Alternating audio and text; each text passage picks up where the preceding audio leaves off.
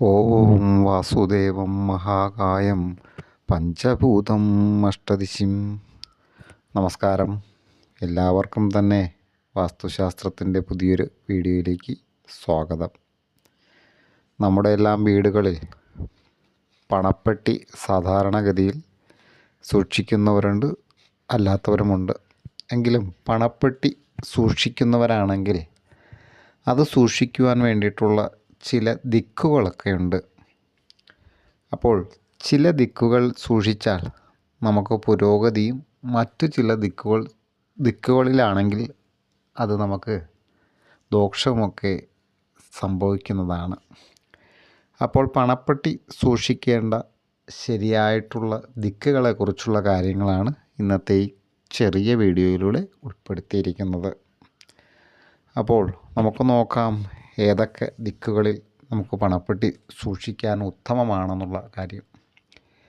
പടിഞ്ഞാറ് ദിക്കിലാണ് നമ്മൾ പണപ്പെട്ടി സൂക്ഷിക്കുന്നതെങ്കിൽ അനാവശ്യമായിട്ടുള്ള ചിലവുകളൊക്കെ നമുക്ക് ഒഴിവായി കിട്ടുന്നതാണ്. അതുപോലെ തന്നെ നമ്മൾ തെക്ക് ദിശയിലാണ് പണപ്പെട്ടി സൂക്ഷിക്കുന്നതെങ്കിൽ നമ്മുടെ വരുമാനം ഗണ്യമായി വർദ്ധിക്കാനുള്ള സാധ്യതയുണ്ട്. ഇനി തെക്ക് പടിഞ്ഞാറ് ദിക്കിലാണ് നമ്മൾ പണപ്പെട്ടി സൂക്ഷിക്കുന്നവരാണെങ്കിൽ നമുക്ക് ധാരാളം സ്വത്തുക്കളൊക്കെ ലഭിക്കുന്നതാണ്.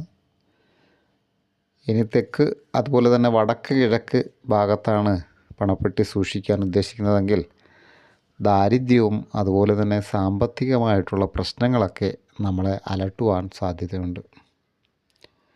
വടക്ക് പടിഞ്ഞാറ് ഭാഗത്താണ് പണപ്പെട്ടി സൂക്ഷിക്കുന്നതെങ്കിൽ അനിയന്ത്രിതമായിട്ടുള്ള ചിലവുകളൊക്കെ നമുക്കുണ്ടാകുന്നതാണ്. അതുപോലെ തെക്ക് കിഴക്ക് ഭാഗത്താണ് പണപ്പെട്ടി സൂക്ഷിക്കുന്നവരാണെങ്കിൽ അനാവശ്യമായിട്ടുള്ള ചിലവും മോഷണം നടക്കാനൊക്കെ ഉള്ള സാധ്യതകളും ഉണ്ട്. കിഴക്ക് ഭാഗത്ത് പണപ്പെട്ടി സൂക്ഷിക്കുന്നവരുണ്ടെങ്കിൽ ദുർച്ചെലവുകളൊക്കെ വർദ്ധിക്കുന്നതാണ്. അതുപോലെ വടക്ക് ഭാഗത്താണ് പണപ്പെട്ടി സൂക്ഷിക്കുന്നതെങ്കിൽ പണം പടിയിറങ്ങും.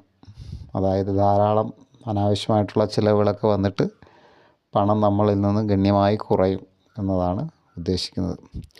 അപ്പോൾ ഓരോ ദിക്കിലും പണപ്പെട്ടി സൂക്ഷിക്കുമ്പോൾ അതിൻ്റേതായിട്ടുള്ള ബലങ്ങളുണ്ട് എന്നുള്ള കാര്യം നമ്മൾ മനസ്സിലാക്കേണ്ടതുണ്ട്. നിങ്ങൾ ഇതിൽ പറഞ്ഞിരിക്കുന്നതല്ലാത്ത ശരിയല്ലാത്ത ഒരു ദിക്കിലേക്കാണ് പണപ്പെട്ടി സൂക്ഷിച്ചിരിക്കുന്നവരാണെങ്കിൽ ശരിയായിട്ടുള്ള ദിക്കിലേക്ക് ആ പണപ്പെട്ടി ഒന്ന് മാറ്റുവാൻ ശ്രമിക്കുക. അപ്പോൾ വളരെ ശുഭകരമായിട്ടുള്ള ഒരു സാമ്പത്തിക നേട്ടം നമുക്ക് ഉണ്ടാകാൻ സാധ്യതയുണ്ട്. അപ്പോൾ ഇത്തരത്തിൽ ആണ് പണപ്പെട്ടി നമ്മൾ സൂക്ഷിക്കേണ്ടത്. ഈ ഒരു അറിവ് എല്ലാവർക്കും ഉപകാരപ്രദമാവട്ടെ എന്ന് ആശംസിച്ചുകൊണ്ട് അടുത്ത ഒരു അറിവുമായിട്ട് കാണാം. എല്ലാവർക്കും തന്നെ ശുഭദിനം. അതുപോലെ തന്നെ ഈ ചാനൽ ഇനിയും സബ്സ്ക്രൈബ് ചെയ്തിട്ടില്ലാത്തവരാണെങ്കിൽ ദയവായി ഒന്ന് സബ്സ്ക്രൈബ് ചെയ്യുക. ഈ അറിവ് മറ്റുള്ളവർ കൂടി ഒന്ന് ഷെയർ ചെയ്യാൻ ശ്രമിക്കുക. നന്ദി. ശുഭദിനം.